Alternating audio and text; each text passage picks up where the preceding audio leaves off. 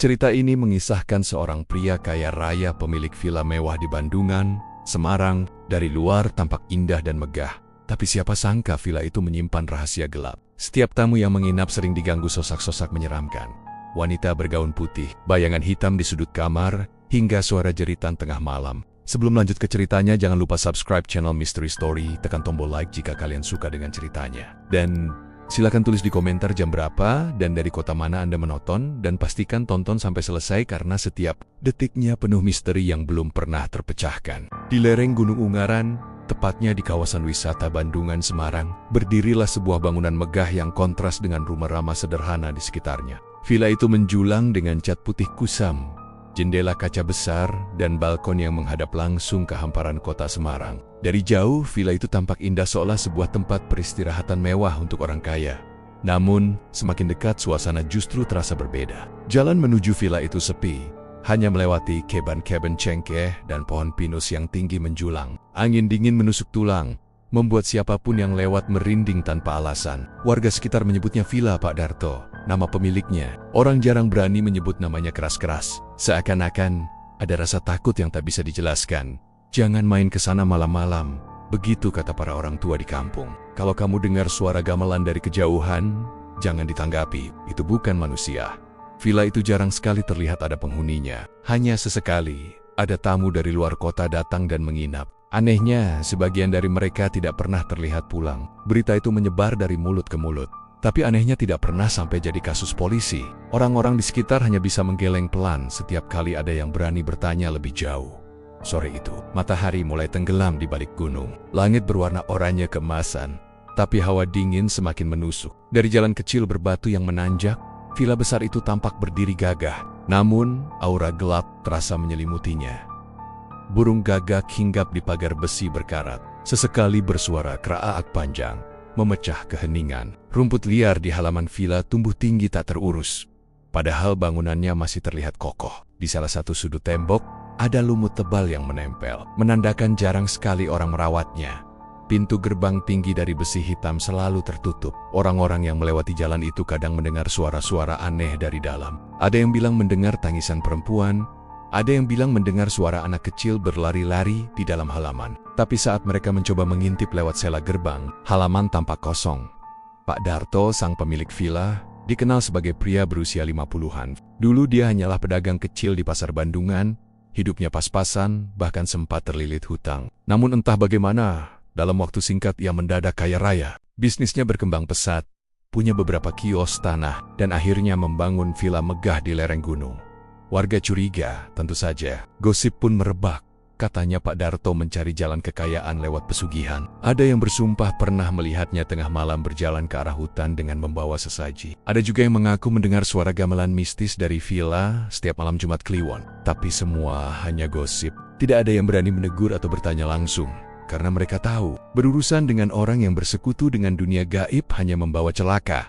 Malam pertama villa itu selesai dibangun, warga sekitar melihat cahaya aneh dari dalam rumah. Lampu menyala terang, tapi dari kejauhan terlihat seperti api biru yang berputar di atap villa. Suara gamelan mengalun pelan, bercampur dengan suara gong besar yang dipukul berulang-ulang.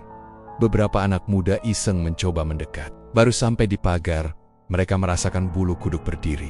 Udara mendadak dingin menusuk, dan ada bau bunga melati bercampur anyir darah. Mereka kabur ketakutan sebelum sempat melihat lebih jauh.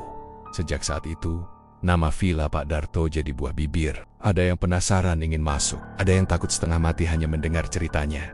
Beberapa bulan setelah dibangun, villa itu mulai disewakan. Pengunjung pertama adalah pasangan muda dari Jakarta yang hendak berlibur di Bandungan. Mereka check-in sore hari, terlihat bahagia saat memasuki villa. Namun malam harinya, warga sekitar mendengar teriakan histeris perempuan dari arah villa.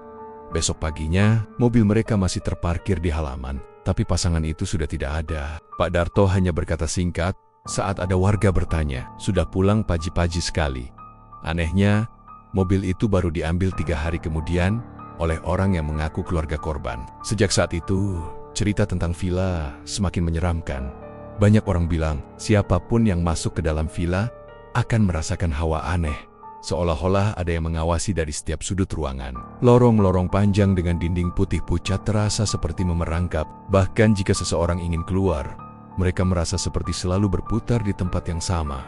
Kaca-kaca besar di ruang tamu kadang memantulkan bayangan aneh, meski tidak ada siapa-siapa. Tangga kayu menuju lantai 2 sering berderit, seakan ada yang naik turun sendiri di malam hari. Dan yang paling menakutkan, ada kamar utama di lantai atas yang selalu terkunci. Tak ada yang pernah tahu apa isinya.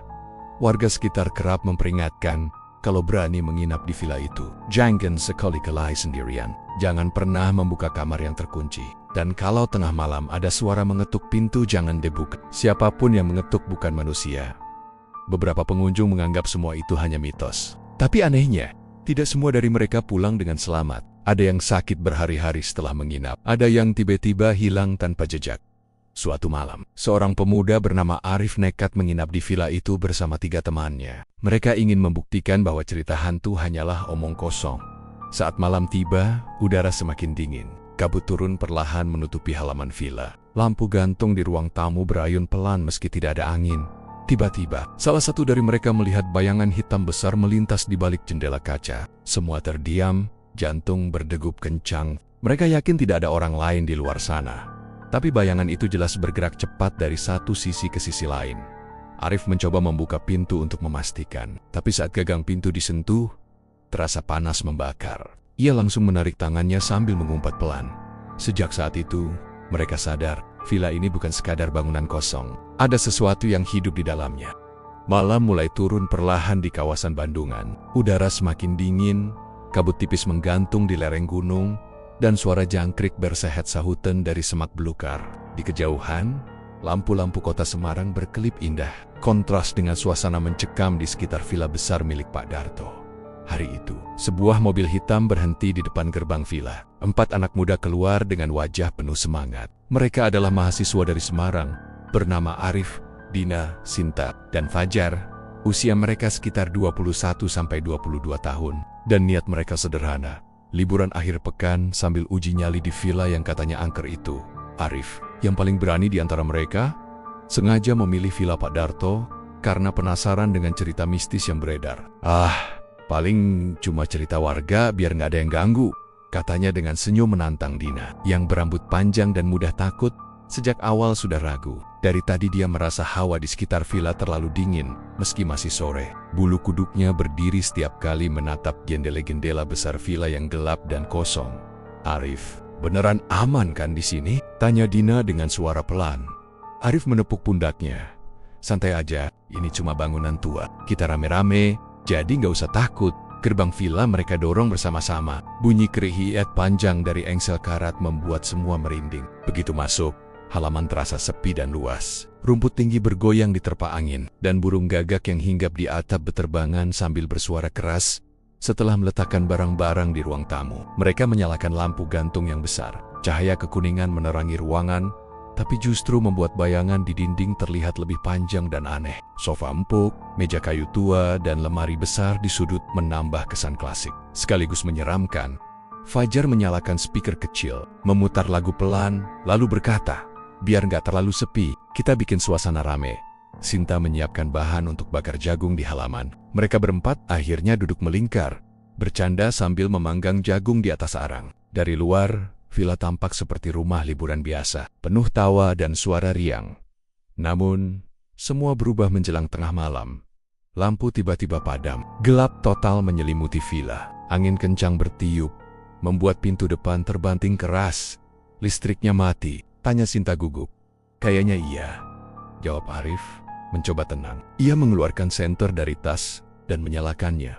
Saat cahaya senter menyorot ke arah tangga, mereka semua terdiam. Ada bekas jejak kaki basah menuruni tangga dari lantai 2. Jejak itu jelas, meninggalkan bekas air yang menetes ke lantai. Padahal sejak masuk tadi, mereka belum pernah naik ke atas. Fajar menelan ludah. Siapa tadi naik ke atas?" tanyanya pelan. "Ya nggak ada lah, kita semua di sini," sahut Arif cepat. Suasana jadi mencekam. Dari arah lantai 2 terdengar suara langkah kaki duk-duk berjalan perlahan tapi jelas. Mereka saling pandang, wajah pucat ketakutan Arif. "Kayaknya ada orang lain di atas," bisik Dina dengan gemetar. Arif mencoba menenangkan, walau wajahnya sendiri sudah tegang, mungkin kucing atau tikus. Tiba-tiba, suara itu berubah.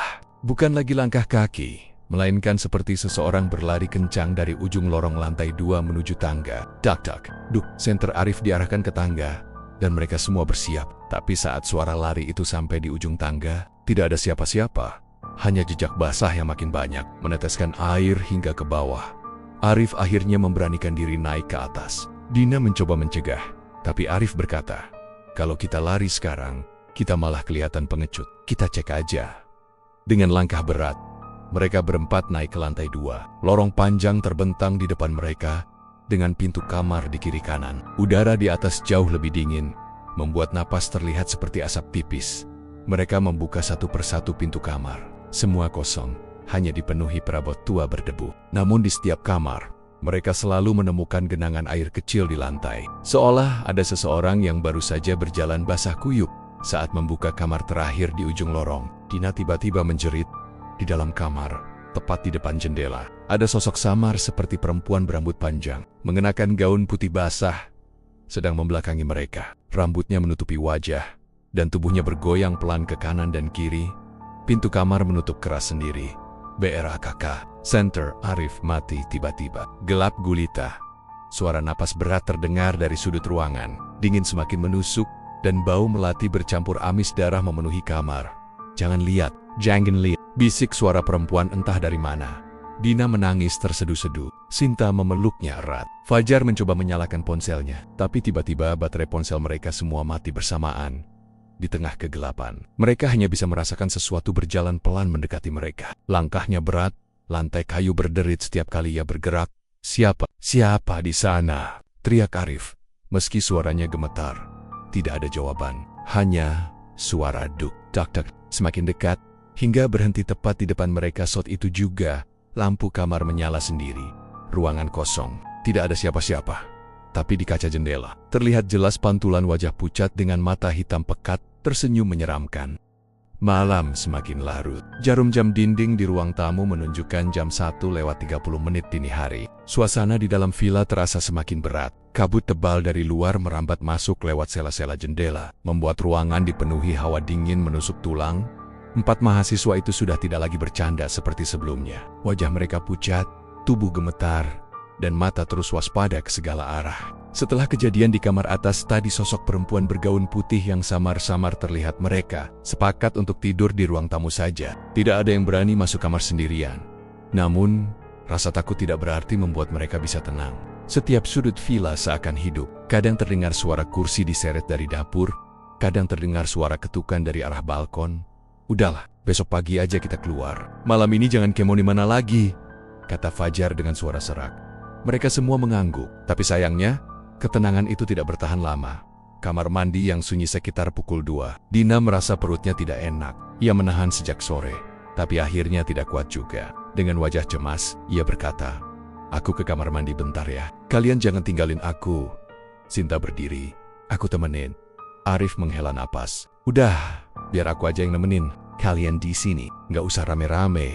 Akhirnya, Dina dan Arif berjalan menuju kamar mandi yang ada di lantai bawah. Lampu lorong berkedip-kedip, membuat bayangan tubuh mereka bergoyang aneh di dinding. Saat Dina masuk ke dalam kamar mandi, Arif menunggu di luar. Tapi setelah beberapa menit, suara Dina tidak terdengar. Villa begitu sepi, hanya suara detak jam dinding yang terdengar dari kejauhan. Arif mulai gelisah. "Din, kamu nggak apa-apa?" panggilnya. Tidak ada jawaban. Arif mengetuk pintu. "Din, kamu butuh apa-apa?" Masih tidak ada suara. Hanya terdengar suara air keran menetes tik-tik. Arif akhirnya memberanikan diri membuka pintu sedikit. "Din, aku masuk ya." Begitu pintu terbuka, kamar mandi kosong. Tidak ada Dina. Namun, uap dingin memenuhi ruangan, dan cermin besar di atas wastafel buram tertutup embun. Saat Arif mendekat, ia tertegun. Di cermin, jelas terlihat Dina sedang berdiri tepat di belakangnya berambut panjang. Wajah pucat, gaun putih basah menempel di tubuhnya. Arif refleks menoleh ke belakang. Kosong, tidak ada siapa-siapa. Tapi cermin tetap memantulkan sosok Dina. Kali ini dengan senyum menyeramkan dan mata hitam pekat. Arif terhuyung mundur. Jantungnya berdegup kencang. Astagfirullah. Tiba-tiba pintu kamar mandi tertutup keras. Dina benar-benar muncul dari dalam, berjalan keluar dengan wajah lelah. "Kenapa, Rif? Kok pucat banget?" tanyanya polos. Arif hanya bisa menatapnya tanpa kata. Ia ingin memastikan, tapi tubuhnya terasa kaku. Wajah Dina tampak normal, tapi di benaknya masih terbayang senyum mengerikan yang ia lihat di cermin. Enggak apa-apa, yuk balik, jawab Arif terbata. Mereka berjalan kembali ke ruang tamu. Sinta dan Fajar sudah hampir tertidur, tapi begitu Dina duduk, Sinta mendekat sambil berbisik. Din, kamu tadi lama banget, aku kira kamu hilang. Dina hanya tersenyum tipis. Tapi Sinta merasakan ada sesuatu yang berbeda dari temannya itu. Senyum Dina terasa dingin. Matanya kosong, seperti menatap sesuatu yang tidak terlihat oleh orang lain. Tak lama kemudian, angin bertiup kencang dari luar. Tirai jendela berayun liar, dan sebuah suara aneh terdengar dari lantai atas seperti suara kursi diseret dengan kasar. Lagi-lagi, gumam. Fajar sambil menutup wajah dengan bantal. Arif berdiri, ingin memastikan keadaan. Senter di tangannya kembali menyala. Saat sorotan cahaya mengenai lemari tua di sudut ruang tamu, Arif terkejut di permukaan lemari itu menempel sebuah cermin tinggi yang retak di bagian pinggirnya. Cermin itu tidak pernah ia perhatikan sebelumnya. Anehnya, di dalam pantulan cermin, mereka tidak hanya berempat. Ada bayangan kelima seorang perempuan bergaun putih berdiri di belakang Dina. Tangannya menyentuh bahunya. Arif panik, langsung menoleh ke arah Dina. Kosong. Tidak ada siapapun di belakangnya tapi di cermin. Bayangan itu makin jelas, bahkan mulai mendekat ke arah Arif teman-teman. Kalian lihat nggak? Suara Arif bergetar. Lihat apaan? Tanya Fajar bingung di cermin.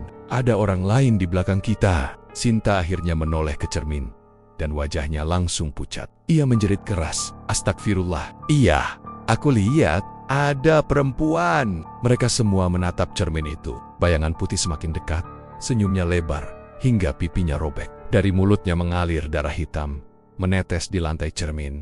Lampu gantung tiba-tiba berayun keras. Tirai jendela robek, dan angin dingin menyapu ruangan.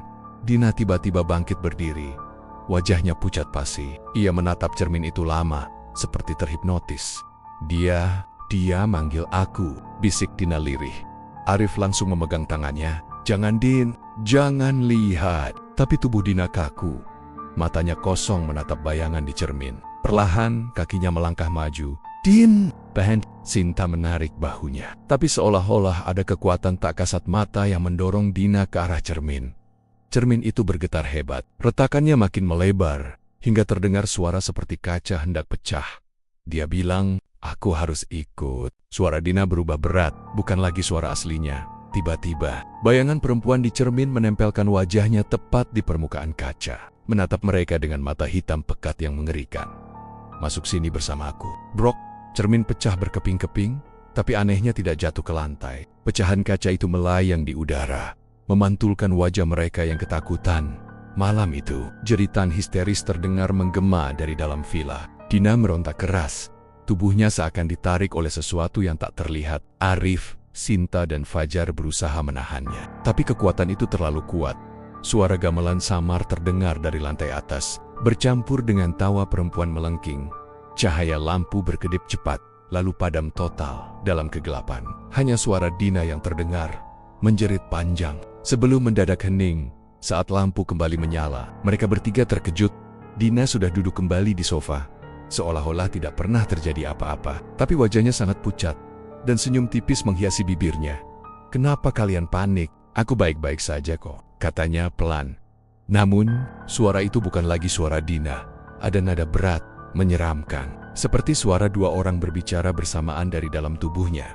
Arif, Sinta, dan Fajar hanya bisa saling pandang dengan ngeri. Mereka sadar, malam itu baru permulaan dari teror panjang di Villa Pak Darto. Malam itu udara Bandungan terasa lebih dingin dari biasanya. Kabut turun lebih cepat, menutupi jalanan yang menanjak menuju Villa Pak Surya. Angin berhembus pelan tapi membawa aroma aneh seperti anyir darah bercampur kemenyan. Orang-orang sekitar sudah lama tahu, kalau malam Jumat Kliwon, villa itu selalu tampak berbeda. Dari keyohan, lampu-lampu villa yang biasanya redup mendadak menyala terang. Padahal tidak ada satupun tamu yang menginap. Beberapa warga bahkan bersumpah sering mendengar suara gamelan Jawa mengalun lirih dari dalam, bercampur dengan suara tangisan perempuan. Di ruang utama villa, Pak Surya sudah bersiap. Di depannya, sebuah sesaji tersusun rapi di atas tikar pandan, bunga 7 rupa, kemenyan, kepala ayam hitam, dan kendi berisi air merah yang entah terbuat dari apa. Wajahnya serius, Matanya menatap kosong ke arah pintu kayu jati besar yang tertutup rapat. Sudah waktunya, bisiknya pelan, hampir tak terdengar. Jam dinding tua menunjukkan pukul 12 malam. Saat jarum panjang dan pendek bertemu, terdengar suara ketukan 3 kali di pintu. Tok tok tok. Pak Surya berdiri, membuka pintu itu dengan tangan gemetar. Angin dingin langsung menyusup ke dalam, membuat api lilin di sekitar sesaji bergetar tak karuan. Dan di ambang pintu, berdirilah sosok tinggi besar. Tubuhnya hitam legam, matanya merah menyala, dan lidah panjang menjulur keluar, meneteskan cairan hitam ke lantai. Sudah siap? Suara makhluk itu berat, bergema di seluruh ruangan. Pak Surya mengangguk cepat. Saya sudah menyiapkan tumbalnya. Dari dalam kamar belakang, 2 orang lelaki berbadan kekar menyeret seorang pemuda. Tangannya terikat, mulutnya dilakban, matanya membelalak penuh ketakutan. Tubuhnya berusaha meronta, tapi sia-sia. Pemuda itu adalah salah satu pengunjung yang baru sore tadi datang ke villa. Ia awalnya hanya penasaran ingin menginap semalam. Karena mendengar cerita misteri villa Pak Surya, tak ada yang menyangka rasa penasaran itu justru menyeretnya ke maut. Makhluk hitam itu melangkah mendekat. Suara tapak kakinya berat, seakan lantai bergetar setiap kali ia berjalan. Ia menunduk, menatap si pemuda yang gemetar hebat. Darahnya masih segar, gumamnya. Lalu lidah panjangnya menjilat udara, mengeluarkan suara serap menjijikan. Si pemuda mencoba berteriak, tapi suaranya teredam lakban. Air matanya bercucuran, tubuhnya meronta semakin keras. Namun kedua lelaki suruhan Pak Surya menahannya dengan kuat. Pak Surya menutup mata, berusaha tak mendengar jeritan itu. Tapi ritual ini harus dilakukan. Ia tahu, jika ia berhenti, maka bukan hanya kekayaannya yang hilang, tapi nyawanya juga akan jadi gantinya. Makhluk hitam itu kemudian mengeluarkan suara tertawa keras. Hahaha, suaranya bergema di seluruh villa, membuat kaca jendela bergetar. Lalu, dengan sekali gerakan cepat, ia mencengkram kepala pemuda itu. Terdengar suara kerak, tulengrat, darah muncrat kemana-mana. Api lilin mendadak membesar, seakan menyerap energi dari darah yang mengalir di lantai. Pak Surya membuka mata, wajahnya pucat pasi, tapi ia tahu, inilah harga dari semua kekayaan yang ia miliki sekarang. Sesaat kemudian, tubuh si pemuda menggelepar hebat lalu terdiam. Darahnya mengalir deras membentuk simbol aneh di lantai. Makhluk itu menunduk, menjilat darah itu dengan rakus. Bagus Surya, kau sudah memenuhi janjimu, ucap makhluk itu dengan suara serah. Kekayaanmu akan tetap bertambah. Tapi ingat, setiap malam Jumat Kliwon, 1 nyawa harus kau serahkan padaku. Pak Surya hanya bisa mengangguk pelan. Tubuhnya gemetar, tapi di balik ketakutannya, ada secercah kepuasan. Ia tahu, mulai besok, bisnis villanya akan makin ramai. Uang akan mengalir lebih deras. Namun, di luar villa, ada sesuatu yang tidak ia sadari. Warga sekitar yang diam-diam mengintai dari jauh, melihat bayangan besar menari-nari di balik jendela villa. Mereka mendengar jelas suara tangisan dan jeritan dari dalam, meski villa itu tampak sepi dari luar. Dan malam itu, untuk pertama kalinya, beberapa warga berbisik ketakutan. Villa Surya bukan sekadar angker, itu tempat pesugihan berdarah. Beberapa hari setelah malam Jumat Kliwon itu, suasana di sekitar villa Pak Surya jadi makin aneh. Warga yang rumahnya berdekatan mulai resah. Banyak yang mengaku mendengar suara tangisan perempuan di malam hari. Padahal villa itu terlihat kosong. Ada juga yang melihat bayangan berjalan di balkon. Meski semua pintu dan jendela tertutup rapat di warung kopi dekat Pasar Bandungan. Obrolan warga hampir setiap malam selalu kembali pada villa itu. Masak iya, tiap malam Jumat Kliwon, selalu ada suara orang jerit dari dalam. Tanya salah satu bapak sambil menyeruput kopi. Lawong aku diuk krungu, Pak. Keras banget, kayak wong disembelih, jawab yang lain sambil merinding. Obrolan itu terdengar oleh 2 orang anak muda dari kota, Andy dan Yoko, yang kebetulan mampir di warung itu. Mereka sedang liburan ke Bandungan, dan mendengar gosip tentang villa angker bikin rasa penasaran mereka makin besar. Jo, kayaknya asik kalau kita coba nginep di villa itu, bisik Andy dengan mata berbinar. Joko langsung melotot. Kamu hela, katanya banyak yang hilang loh nginep di situ. Paling cuma gosip biar orang makin penasaran. Lagian kesempatan langka kan? Bisa cerita ke temen-temen kalau kita pernah uji nyali di villa angker Bandungan, kata Andi sambil tertawa kecil. Setelah beberapa kali perdebatan, akhirnya mereka sepakat. Malam itu juga mereka naik ke villa Pak Surya. Pura-pura jadi tamu biasa yang mau sewa kamar. Pak Surya menyambut dengan wajah datar. Sedikit heran karena biasanya orang datang berombongan, bukan berdua saja. Tapi ia tidak menolak, karena dalam hatinya justru ini kesempatan bagus. Malam Jumat Kliwon sebentar lagi datang, dan villa itu sudah membutuhkan tumbal baru. Malam pertama, semuanya berjalan normal. Villa itu megah, lengkap dengan perabotan mewah. Dari balkon, terlihat pemandangan kota Ambarawa yang berkelap-kelip. Tapi meski indah, suasananya terasa janggal. Udara di dalam kamar terlalu dingin meski AC mati. Dan beberapa kali, Joko merasa ada yang memperhatikan mereka dari balik pintu. Indi, aku nggak enak perasaan, sumpah, bisik Joko sambil menarik selimut. Andi menertawakan. Udahlah, jangan paranoid. Namanya juga villa tua. Kalau ada suara-suara aneh, ya biasa aja. Namun tengah malam, saat Joko terbangun karena ingin ke kamar mandi, ia mendengar suara samar dari arah bawah. Suara gamelan Jawa mengalun pelan, bercampur dengan suara perempuan menangis. Dung, dang kling, hu. Bulu kuduk Joko langsung berdiri. Ia mengintip lewat jendela kamar, dan matanya hampir copot melihat ke bawah. Di ruang utama villa, ia melihat Pak Surya duduk bersila di depan sesaji. Sementara di sekelilingnya ada bayangan hitam bergerak-gerak. Ya Tuhan, gumamnya sambil menutup mulut. Joko buru-buru membangunkan Andi. Tapi Andi yang masih mengantuk malah menggerutu. Apaan sih, Jo? Tengah malam gini, ribut banget. Aku lihat sendiri. Andi, Pak Surya lagi ritual. Ada bayangan hitam. Ada sesak. Aku yakin ini beneran pesugihan. Suara Joko bergetar. Andi sempat tak percaya. Tapi ketika keduanya pelan-pelan mengintip dari tangga, mereka menyaksikan sendiri sebuah ritual mengerikan. Pak Surya sedang membakar kemenyan, sementara bayangan besar hitam pekat berdiri di belakangnya. Tiba-tiba terdengar suara berat menggema di seluruh ruangan. Mana tumbalnya, Surya? Andi dan Joko hampir pingsan mendengarnya. Mereka buru-buru menutup mulut, menahan napas agar tidak ketahuan. Pak Surya mengangguk pelan. Malam ini sudah ada 2 tamu, Tuan. Aku akan menyerahkan salah satunya. Mendengar itu, Andi dan Joko langsung pucat. Mereka sadar, yang dimaksud tentu mereka berdua. Malam itu, Andi dan Joko tak bisa tidur lagi. Mereka hanya bisa berbaring sambil gemetar, menunggu pagi datang. Begitu matahari terbit, mereka berniat kabur. Tapi anehnya, saat mereka keluar kamar, pintu villa terkunci rapat. Mungkin cuma salah arah, kata Andi mencoba menenangkan. Tapi setelah semua pintu dicoba, hasilnya semua terkunci. Bahkan saat mereka mencoba memecahkan jendela, kaca itu tidak retak sedikit pun. Seolah bukan kaca biasa. Astaga, kita terjebak di sini. Teriak Joko panik. Andi mulai menyesal. Rasa penasaran yang ia banggakan kini berubah jadi mimpi buruk. Mereka sadar, villa itu memang bukan tempat biasa. Itu adalah jebakan. Dan mereka sekarang sedang berada di dalamnya. Menunggu waktu sampai salah satu dari mereka jadi tumbal. Sore harinya, keadaan makin aneh. Pintu kamar tiba-tiba menutup sendiri.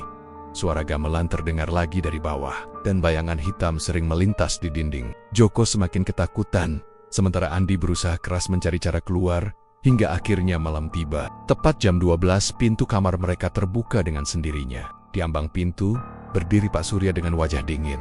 Ayo, waktunya makan malam bersama, katanya dengan suara berat. Andi dan Joko saling pandang. Mereka tahu, ini bukan sekadar makan malam biasa. Ini adalah awal dari akhir nasib mereka. Rasa penasaran memang sering bikin orang nekat, tapi di villa Bandungan ini, rasa penasaran bisa jadi tiket langsung menuju kematian. Dan Andi serta Joko, tanpa sadar, sudah masuk ke dalam perangkap pesugihan berdarah yang selama ini ditutup rapat oleh Pak Surya. Pukul 12 malam, jam dinding tua di ruang tengah villa berdentang 6 kali. Bunyinya berat dan bergema. Udara mendadak berubah dingin menusuk tulang. Lampu gantung di ruang utama meredup, lalu bergoyang pelan seakan ada angin kencang berhembus dari arah yang tak terlihat. Pak Surya berdiri, tegak di depan meja besar yang sudah dipenuhi sesaji. Matanya merah, wajahnya kaku tanpa ekspresi. Di belakangnya, bayangan hitam setinggi hampir 2 kali manusia biasa tampak bergerak-gerak. Matanya menyala merah menyala bagai bara. Andi dan Joko dipaksa duduk di kursi panjang. Tangan mereka terikat tali kasar. Keringat dingin bercucuran dari dahi keduanya. Joko menggigil, hampir tak mampu bicara, sementara Andi mencoba menahan takut, tapi wajahnya jelas menunjukkan kepanikan. Pak, lepaskan kami nggak sah apa-apa, kami cuma pengunjung. Suara Andi bergetar. Pak Surya menoleh dengan tatapan dingin. Kalian datang sendiri ke sini. Villa ini bukan tempat main-main. Malam ini, salah satu dari kalian harus jadi persembahan. Joko langsung menangis. Astaga! Jangan, Pak! Kami masih muda, kami cuma iseng aja. Namun tangisan itu hanya jadi hiburan bagi makhluk di belakang Pak Surya. Suara tawanya menggema keras, berat, membuat kaca-kaca jendela bergetar. Bayangan itu maju selangkah. Lantai kayu bergemuruh setiap kali kakinya menapak. Lidahnya menjulur panjang, menjilat udara seperti mencium bau ketakutan yang memabukkan. Yang satu untukku malam ini, yang satu lagi, biarkan hidup, agar tetap ada cerita yang menyebar. Semakin banyak yang datang, semakin banyak tumbal untukmu, Surya. Suara makhluk itu berat, membuat bulu kuduk berdiri. Pak Surya menunduk. Baik, Tuan. Andi dan Joko saling pandang. Kata-kata itu membuat mereka semakin ngeri. Artinya, salah satu dari mereka akan mati malam itu, dan yang lain akan dipaksa hidup dengan trauma mengerikan. Ritual pun dimulai. Pak Surya membakar kemenyan, asapnya memenuhi ruangan, membuat napas terasa sesak. Ia mulai melantunkan mantra dengan suara lirih, namun lama-lama semakin keras, hingga bergema di seluruh villa. Opo sing teko, ojo metu, opo sing lebu, ojo bali. Dongga iki, kunci. Suara gamelan tiba-tiba terdengar dari arah luar, padahal tidak ada seorang pun di sana. Suara gong dan kenong berdentum pelan, diiringi nyanyian perempuan samar yang terdengar seperti rintihan kesakitan. Andi mencoba berontak, tapi tali di tangannya semakin kencang sendiri. Seakan ada kekuatan gaib yang mengikatnya. Joe, kita harus kabur, Sakra, bisik Andi setengah panik. Tapi gimana caranya? Yokomet, air matanya mengalir deras, tubuhnya gemetar hebat. Pak Surya mengambil sebilah keris kuno yang disimpan di samping sesaji. Keris itu berkilat samar dalam cahaya lilin. Ia berjalan mendekat ke arah Andi dan Joko. Siapa di antara kalian yang akan dipilih? Biar Tuan yang menentukan, katanya datar. Bayangan hitam itu tertawa, lalu menunjuk ke arah Joko yang ini. Darah ketakutannya lebih manis. Joko langsung histeris. Jangan, Pak. Jangan, saya mohon, teriaknya sambil meronta. Namun seolah tak ada gunanya. Pak Surya menempelkan keris ke leher Joko. Sementara makhluk itu membuka mulut libar-libar, lidahnya menjulur panjang meneteskan cairan hitam.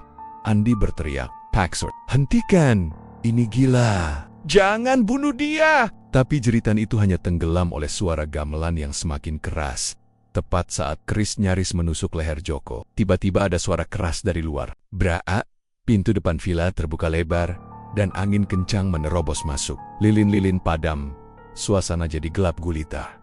Pak Surya terhenti sejenak. Makhluk hitam itu menggeram marah. Siapa berani mengganggu ritualku? Dalam kegelapan, terdengar suara azan samar dari kejauhan. Suara itu menggema, meski tidak jelas sumbernya dari mana. Namun setiap kali azan berkumandang, makhluk itu tampak kesakitan. Tubuhnya bergetar, matanya yang merah menyala mulai meredup. KRG, Surya, hentikan suara itu. Bunuh mereka semua sekarang juga. Raung makhluk itu, Pak Surya panik. Ia menutup telinganya, mencoba melanjutkan mantra. Namun suara azan semakin keras, membuat bayangan hitam itu mengerang dan meronta. Melihat kesempatan itu, Andi berusaha menendang kursi hingga roboh. Tali yang mengikat tangannya masih kuat, tapi salah satu simpulnya sedikit longgar karena gesekan. Dengan sekuat tenaga, ia berhasil melepaskan satu tangan. Andi, cepat, lepasin aku juga! Teriak Joko ketakutan dengan tangan gemetar. Andi melepaskan ikatan Joko. Mereka berdua langsung bangkit, meski kaki masih gemetar hebat. Lari, Jo! Mereka berlari ke arah pintu depan, tapi villa itu seakan hidup. Pintu-pintu menutup sendiri, jendela bergetar, suara tangisan terdengar di setiap sudut. Dari dinding, darah merembes keluar, menetes ke lantai. Makhluk hitam itu masih berusaha mengejar, meski tubuhnya setengah terbakar oleh suara azan. Lidahnya menjulur panjang, hampir mengenai punggung Joko. Dia ngejar kita, teriak Joko histeris. Andi menoleh, dan dengan refleks ia mengambil vas besar di meja lalu melemparkannya ke arah makhluk itu. Vas itu pecah, meski tidak melukai, tapi cukup memberi waktu untuk mereka mencapai pintu. Dengan tenaga terakhir, Andi menendang pintu depan sekuat tenaga. Pintu itu terbuka, dan mereka berdua langsung berlari keluar ke pekarangan. Udara dingin Bandungan menyambut mereka, tapi kali ini terasa seperti anugerah. Mereka berlari tanpa menoleh ke belakang, meski suara raungan makhluk itu masih terdengar menggema dari dalam villa dari Jauhan. Warga yang diam-diam mengintai melihat dua pemuda itu berlari ketakutan. Pakaian mereka berlumuran darah dan debu. Sementara dari villa, terlihat cahaya merah menyala dari dalam, diiringi suara gamelan yang tiba-tiba berhenti mendadak.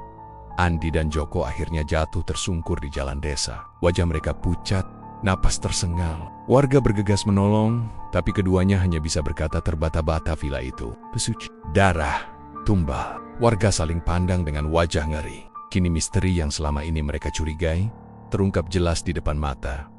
Villa Pak Surya bukan sekadar angker. Itu adalah sarang pesugihan. Tempat nyawa manusia jadi persembahan. Malam berdarah di villa Bandungan itu hanya satu dari sekian banyak malam Jumat Kliwon yang terjadi. Entah berapa banyak nyawa sudah melayang, entah berapa jiwa terjebak rasa penasaran, lalu tak pernah pulang. Tapi satu hal yang pasti, kutukan villa itu belum berakhir. Dan Pak Surya, pemiliknya, masih haus darah untuk kekayaannya. Setelah malam berdarah itu, kabar tentang villa Pak Surya menyebar cepat. Warga desa yang sebelumnya hanya menduga-duga, kini yakin betul bahwa villa mewah itu adalah sarang pesugihan. Cerita Andi dan Joko jadi buah bibir, meski tubuh mereka masih lemah dan trauma berat. Keduanya bersumpah telah melihat sendiri ritual pengorbanan yang dilakukan Pak Surya.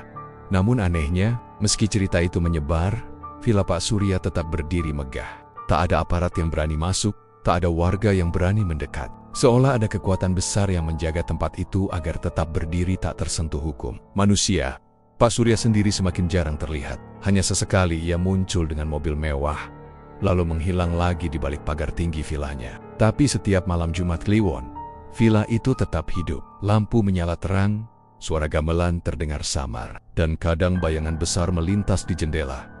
Hingga akhirnya, malam Jumat Kliwon berikutnya datang. Udara lebih dingin dari biasanya. Kabut turun lebih pekat, menutupi jalan menuju villa. Warga memilih mengunci pintu rumah, menyalakan doa, dan tak ada seorang pun yang berani keluar. Namun malam itu berbeda. Dari jauh, terlihat kilatan api di arah villa. Semula samar, lalu makin jelas. Asap hitam pekat membumbung tinggi ke langit. Villa Surya. Kebek, teriak seorang warga yang berani mengintip dari celah jendela. Dalam sekejap, kabar itu membuat geger satu desa. Warga berlarian keluar rumah. Sebagian penasaran, sebagian lagi ketakutan. Dari Kehan, terlihat villa Pak Surya dilahap api besar. Tapi anehnya, api itu hanya melahap bagian dalam. Dinding luar villa tetap berdiri kokoh, seolah dilapisi kekuatan gaib di dalam villa. Pak Surya panik. Keringat dingin bercucuran dari wajahnya, meski api menjilat setiap sudut ruangan. Sesaji yang ia siapkan terbakar habis. Kemenyan yang ia nyalakan kini berubah jadi asap hitam menyesakkan. Tolong aku sudah memberikan banyak tumbal. Kenapa malah aku yang disiksa? Teriaknya dengan suara serak. Namun makhluk hitam yang biasanya muncul dari kegelapan kini tampak berbeda. Tubuhnya membesar, matanya menyala lebih terang, lidahnya menjulur panjang hingga hampir menyentuh lantai. Ia tertawa keras, suaranya menggelegar menyaingi suara api yang membara. Hahaha, Surya, kamu sudah terlalu serakah. Kamu pikir aku akan terus menuruti permintaanmu? Hari ini giliranmu jadi persembahan. Pak Surya berlutut, tangannya gemetar. Tuan, jangan! Aku akan cari tumbal lebih banyak lagi. Berikan aku waktu. Makhluk itu melangkah maju. Setiap langkahnya membuat lantai terbakar, meninggalkan jejak api berwarna hitam. Tidak ada lagi waktu, Surya. Kekayaanmu cukup, tapi jiwamu belum pernah aku ambil. Malam ini, waktumu sudah tiba. Jeritan Pak Surya menggema di seluruh villa. Ia berlari ke sana kemari, mencoba mencari jalan keluar. Tapi setiap pintu yang ia buka, selalu kembali ke ruangan yang sama. Setiap jendela yang ia coba pecahkan, malah memantulkan wajahnya sendiri dengan mata kosong. Villa itu berubah jadi penjara. Dan malam itu, Pak Surya sadar, ia bukan pemilik villa. Dialah yang sebenarnya dimiliki oleh villa itu. Makhluk hitam itu meraih tubuh Pak Surya dengan tangan besarnya. Dalam sekejap, tubuhnya diangkat tinggi ke udara. Pak Surya menjerit sekuat tenaga.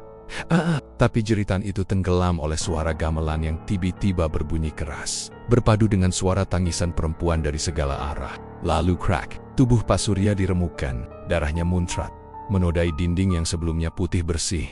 Villa itu bergetar hebat. Api semakin membesar, namun hanya melahap isi dalam. Dari luar, warga menyaksikan cahaya merah darah menembus jendela-jendela villa. Dan kemudian, hening keesokan paginya, warga memberanikan diri mendekat. Mereka terkejut melihat villa itu masih berdiri kokoh. Dindingnya utuh, atapnya masih megah, tapi bagian dalamnya hangus total. Yang lebih mengerikan, di ruang utama, warga menemukan jejak darah yang membentuk simbol aneh di lantai. Tidak ada jasad Pak Surya, tidak ada tanda manusia terbakar, hanya bau anyir darah bercampur gosong yang menyesakkan. Sejak hari itu, Pak Surya tak pernah terlihat lagi. Mobil mewahnya masih terparkir di halaman, barang-barangnya masih lengkap, tapi ia lenyap tanpa jejak. Villa itu pun akhirnya ditinggalkan. Tak ada yang berani menyentuh, apalagi menempatinya. Warga sepakat, villa tersebut dikutuk, menjadi rumah bagi makhluk gaib yang haus darah. Tapi meski sudah lama kosong, orang-orang yang lewat di jalan dekat villa sering mengaku masih melihat cahaya merah menyala di dalam. Ada pula yang bersumpah mendengar suara tangisan minta tolong dari arah villa. Seakan arwah korban-korban tumbal masih terjebak di sana. Narator menutup kisah dengan suara pelan namun menusuk. Pesugihan memang menjanjikan kekayaan, tapi selalu menuntut bayaran yang lebih mahal dari apapun. Yatunim, dan di villa mewah di Bandungan itu, darah demi darah sudah tertumpah. Hingga akhirnya pemiliknya sendiri yang jadi tumbal terakhir. Sekarang, jika kalian berani lewat jalur Bandungan menuju Semarang saat malam Jumat Kliwon, jangan pernah menoleh ke arah villa itu. Karena konon, siapapun yang berani menatap langsung ke jendelanya akan dipanggil masuk dan tak pernah pulang kembali. Itulah kisah menyeramkan tentang pesugihan pemilik villa angker di Bandungan. Senreng. Dari luar tampak mewah, tapi menyimpan rahasia gelap yang hanya berani disentuh oleh mereka yang siap kehilangan nyawa. Jadi, kalau kamu berkunjung ke Bandungan dan melihat villa besar yang tampak kosong, hati-hati. Jangan sembarangan masuk, bisa jadi kamu jadi bagian dari tumbal selanjutnya. Terima kasih sudah menonton channel Mystery Story. Terus dukung channel ini dengan cara komen, like, share, dan subscribe. Mohon maaf jika ada kesamaan nama tokoh, tempat kejadian ataupun cerita, itu adalah kebetulan semata.